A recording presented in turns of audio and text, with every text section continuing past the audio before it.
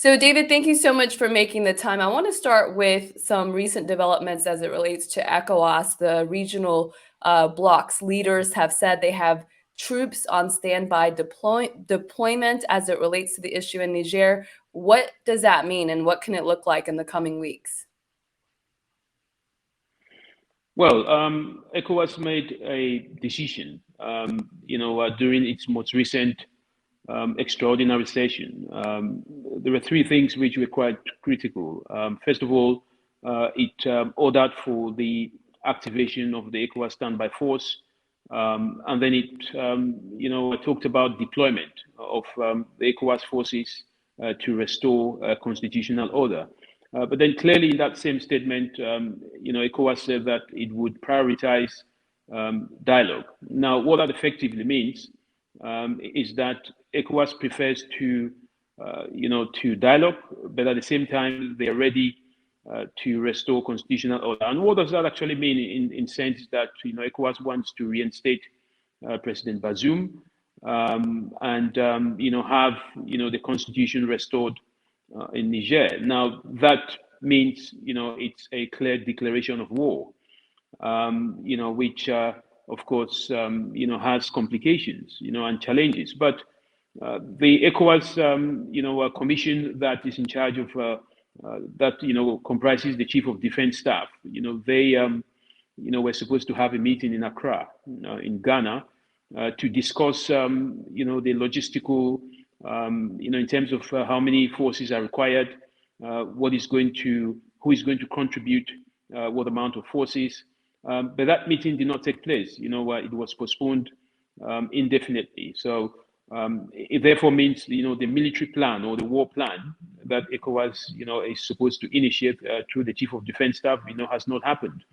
But we also know that there has been some backdoor channels through some northern leaders, the ulamas from the north. They've been able to have a one-on-one meeting with the Nigerian junta. They also, I think, met the Prime Minister Ali Lamine, and the good news has been that the military junta is now open to have a dialogue. Remember that it turned down some of the ECOWAS envoys that were sent to kind of initiate a way forward plan. So now the military junta has expressed its readiness, to have a dialogue with ECOWAS. But it also makes, a very critical point that this dialogue is only going to deal with the sanctions. It did not speak about reinstating the president. It didn't speak about releasing the president from the hostage situation. And they haven't spoken about any issues regarding, giving back constitutional power to a civilian government. But we know that the military junta has already appointed 21 ministers. It has appointed about 8 regional governors, and it has appointed the prime minister. So more or less, they've they've placed the government in place. They now have a prime minister and all the members of the government. So challenging position for ECOWAS. Right now, they don't know where to go, if this is going to be a military intervention, or they should continue to pursue the road of a dialogue. But we encourage that dialogue should be the way forward. And as you noted, the two sides are coming to the table with very different topics of conversation. Even, the ECOWAS leaders are talking about reinstating President Bazoum, and the leaders in Niger are talking about getting rid of the sanctions that ECOWAS has applied since the coup. So what does coming to some sort of agreement look like, or what can it look like? Or is this just, kicking the can down the road? Both sides do have a critical challenge. For ECOWAS, there is no popular appetite. From where I'm, I've spoken to people in Nigeria where I am. The Nigerian Senate, for example, has not given its authorization for a military intervention, which the government needs. There has been 7 state governors, who share boundary with Niger. They've opposed any military intervention. The Islamic rulers have advised for talks, not war. The population doesn't have the appetite, and that's just Nigeria. We also know that out of the 15 member states, 5 of those member states will not be part of that ECOWAS standby force, including Niger, Burkina Faso, Mali, Guinea, and countries like Ghana, Togo, the Gambia, and Liberia have also expressed some reservations. Now, Niger, is strategically placed. It shares borders with Libya. It shares borders with Algeria as well. These 2 countries are quite critical, because of course they are not members of the ECOWAS, but including Chad. And I think ECOWAS finds it very difficult, to go to any military intervention without the backing of these states. So right now, it's a difficult one. ECOWAS believes that perhaps this is their last card. They've got to deter military rulers from carrying out coups, and the only way to do that is to apply some kind of a hard measure. But how do you practically carry out an intervention when you're not even sure of if the mission is going to be achieved? The military junta has made it very clear that in any event of an intervention, the life of former President Bazoum, who was deposed, could be at risk, and that of his family. So it's a very difficult position, for ECOWAS. On the other side, the military junta has been able to consolidate power within Niger. They have been able to raise, an anti-colonialist protest. They've also raised, a lot of significant protest against ECOWAS for any potential intervention.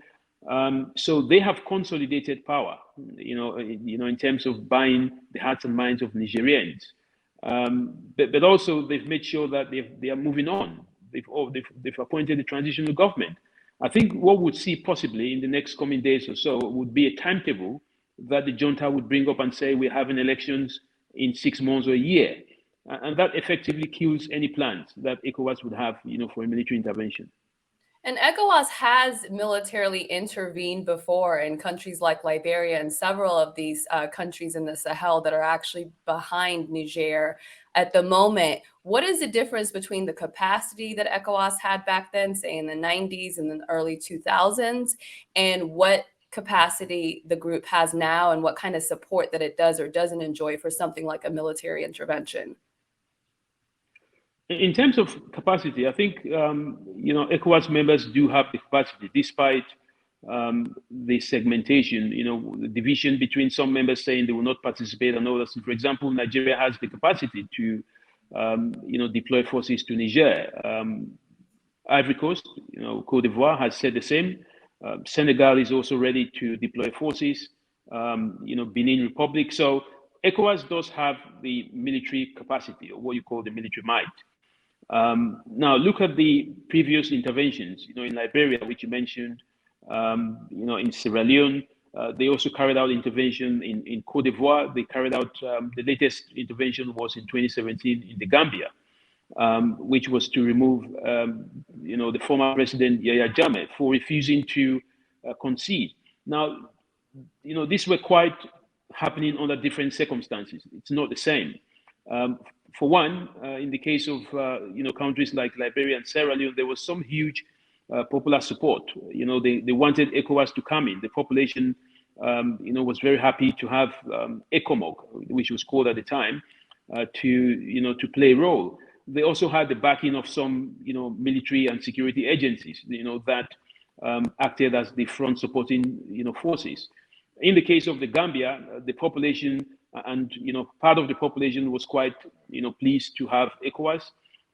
Some of the military, especially the Gambian army, stood down and did not try and counter the ECOWAS, the forces that were deployed. So quite different. In the case of Niger, you have a population that sees this as an anti-colonialist movement. They accuse ECOWAS of being a puppet. They think that President Bazoum himself was a puppet to the French. So that rhetoric, has been used very, tactfully by the military junta to garner the support of the population. So ECOWAS doesn't have that support like it did in other countries. It doesn't have any security agency to work with. So literally, it would be ECOWAS carrying out what I see more or less, a conventional warfare. But that again, you can have the timetable to go in, but you may never know if you're going to achieve your mission or when this is going to end. So it's very different. The atmospheres and the conditions under which ECOWAS is going to intervene. Niger is one of the biggest countries in terms of land mass, even bigger than Nigeria. It's not the same like Sierra Leone or Liberia or even Cote d'Ivoire or the Gambia. So it's a different ball game. You need more forces. You don't even know what the enemy is going to throw at you. They can react. They can throw bombs back into your country. They can have a coalition from Russia. They can have a coalition, as has been promised, from Mali, Burkina Faso, Guinea. So it's a different ballgame altogether, and that is why it has to be carefully thought of. I don't even think it should be an option for ECOWAS because the uncertainties are greater than the predictabilities of this war. And what about Russia? What do we know about the role that Russia may be playing in all of this? I don't think Russia is playing a big role. I mean, there's been, since independence of most of the African countries in the 60s, there's been more than 115 military coups, not to talk about the failed coups in the continent. But most of these coups, Russia had no hand in them. What we have seen recently in the past 5 or 6 years, especially from Central African Republic to Mali, Burkina Faso, Guinea, and now Niger, is that Russia has been taking advantage of the anti-colonial movement, the anti-French rhetorics, and they've been pickpocketing the French using Wagner forces. Now, in most of the cases that we've seen, Russia has not, deliberately been, I mean, even the United States said it that there is no evidence that Russia was behind the coup in Niger. They haven't been accused for causing this coup, but they have benefited from it. And what Russia keeps doing is that wherever there is a chaos, wherever there is a coup, it will benefit from it. We've seen the situation with Niger, where the Wagner boss Yevgeny Prigozhin, made it very clear that this was an anti-colonial war. I mean, in reference to that, they're simply saying we are there to help you. So there is one thing with planning a coup, executing a coup, and there's another thing with benefiting from it. What I see as the role of Russia is that Russia is ready to pounce, at every vulnerability where Western powers are involved. It uses that rhetoric to take control, and it does that through its Wagner forces. That's what the situation is, and that's what makes this war, or any idea that the military intervention could simply be, a replay of what we're seeing in Ukraine, where there could be a proxy war going on in Niger between, countries that maybe are pro-Russia and countries that are pro-West, because effectively the United States has made it very clear, the EU, the French, that they will support ECOWAS if ECOWAS decides to intervene. And Russia has also made it clear that it does not support a military intervention. So it's another Ukraine that we could see. But I hope that the military option is sidelined in favor of dialogue and negotiations. Given the anti-colonial sentiment, and as you mentioned, France through its foreign minister essentially supported ECOWAS going through with some sort of military intervention. Is there something else, or is there another approach that the U.S. or France should be taking in order to maybe re-winning the hearts of the people on the ground, or trying to work with the political or military leaders that are now in power? Is there another approach to this than they have been taking so far? I think effectively what we've seen is that the French brand, has been very toxic. After years of colonial maneuvering, the French have been accused, and even the French government has apologized, for some of the atrocities that carried out in its former colonies. And there's been a lot of call for the French government to pay reparations. So the French brand has been, kind of toxic. We've seen they were driven away from Mali, Burkina Faso, and now they've been driven away from Niger. So I don't know what, I think what the French needs to do now is to kind of reevaluate their relationship. This is a new generation of Africans. They want to do business, on a win to win, win by win, and you win, I win basis. It's more or less. They don't want to go back to a system where they're being subjugated to the French imperialism. So it's going to be a difficult one. I think the Elysee Palace, has to look into this, and other Western countries that are alongside, for example, the United States, that has a significant interest in Niger with drone bases there. Germany has a significant interest. Other Western countries, China has an interest. They've got to be able to perhaps try and as much as possible to rebrand themselves, because the whole idea that they're exploiting these former French colonies it's now a reality. Niger Republic has a lot of uranium. There is an existing gas pipeline project, which is about 4,000 kilometers starting from Nigeria through Niger to Algeria and then to Europe.